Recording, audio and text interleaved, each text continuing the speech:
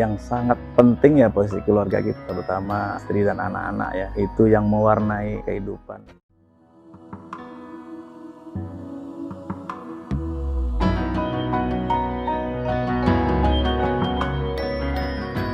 Saya lahir di lingkungan prajurit TNI.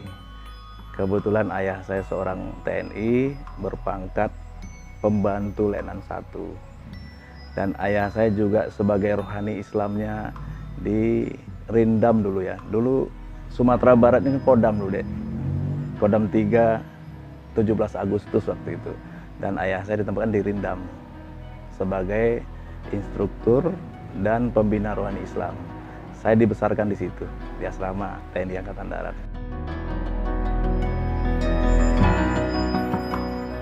Kehidupan di lingkungan TNI kan kita semua sama-sama tahu lah bagaimana kehidupan yang disiplin ya.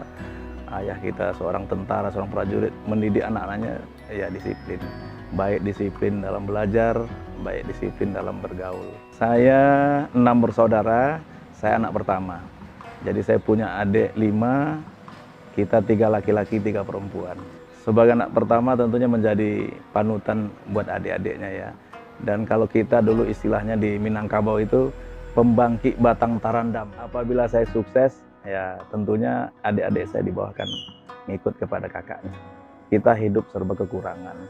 Itu yang memotivasi kita untuk merubah supaya ke depan kehidupan kita jauh dari kehidupan yang kita rasakan pada saat kita masih kecil. Saya tamat SD, SMP, SMA. Tamat SMA tahun 82 saya masuk ke Akabri. Dulu kan Akabri ya, kalau sekarang kan langsung Akademi Kepolisian. Kemudian tahun 86 saya menamatkan pendidikan di Akabri, terus saya berkarir di kepolisian. Mulai dari Pamapta di Polres Metro Jakarta Selatan ya, dinas pertama. Kemudian setelah 6 tahun di Jakarta Selatan berputar-putar jabatan, mulai dari Kanit Serse Polsek Pasar Minggu, Kanit Serse Polsek Kebayoran Baru, saya masuk PT IKA. Tamat PT IKA tahun 94, saya ditempatkan di Polda Nusra. Dulu Polda Nusra masih ada NTT, NTB, tim-tim jadi satu dengan Bali waktu itu, Polda Nusra. Tapi saya ditempatkan di Bali, menjadi Kapolsek khusus para wisata Nusa Dua Bali, kemudian Kapolsek Kota Denpasar, kemudian Wakapolres di Buleleng, Bali. Setelah itu saya mengikuti pendidikan Sespimpol, kemudian ditempatkan di Polda Jawa Tengah sebagai Kabak Reserse Ekonomi Polda Jawa Tengah. Terus kemudian menjadi Kapolres di Jepara.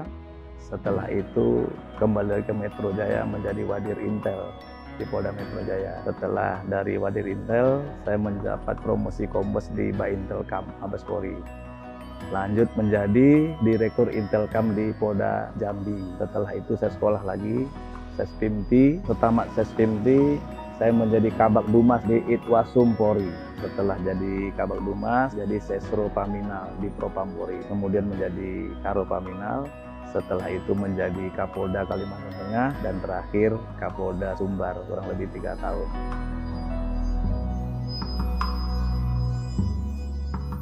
Kita harus punya rasa empati, dan seorang polisi harus bijaksana. Selama karir saya di kepolisian, saya berprinsip supaya amanah yang diberikan oleh Yang Maha Kuasa dan masyarakat saya bisa laksanakan dengan baik, sehingga selama karir saya tidak pernah punya masalah. Makin tinggi jabatan, makin banyak godaan. Ya tidak terlepas dari godaan harta, tahta, wanita, itu 3 godaan yang harus kita bisa atasi sehingga kita bisa selamat dalam jenjang karir kita. Jelas posisi keluarga itu yang sangat penting ya, posisi keluarga kita, terutama istri dan anak-anak ya. Itu yang mewarnai kehidupan dan mendukung karir kita, tidak terlepas dari keluarga.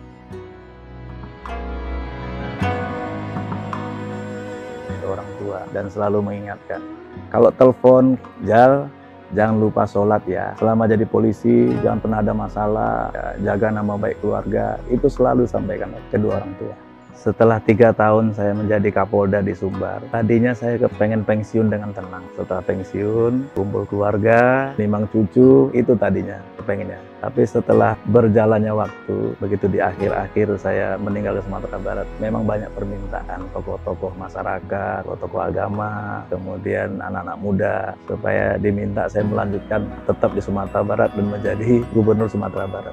Kemudian saya berpikir, kalau memang itu permintaan masyarakat, nantilah kita lihat. Tidak ada salahnya kalau saya lanjutkan pengabdian di bidang yang lain, demi nama baik Sumatera Barat, untuk mengangkat yang saya anggap ini banyak mesti dibenahi di Sumatera Barat.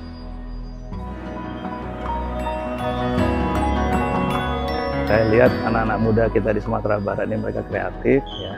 Tentu harapan kita mereka lebih meningkatkan lagi. Sumatera Barat ke depan bisa lebih maju lagi daripada yang sekarang. Kalau mereka berkarir di bidang pertanian, sukses di bidang pertanian, mereka pengusaha sukses di bidang usahanya, begitu juga di bidang yang lainnya. Sehingga semua kekuatan ini kita bisa persatukan, itu motivasi saya ingin menjadi Gubernur Sumatera Barat. Dan sekarang proses ini sudah kita ikuti, mudah-mudahan ini mohon didoakan ini bisa selesai semua, bisa lancar, kita bisa nanti ikut kontestasi. Saya ingin mempersatukan Sumatera.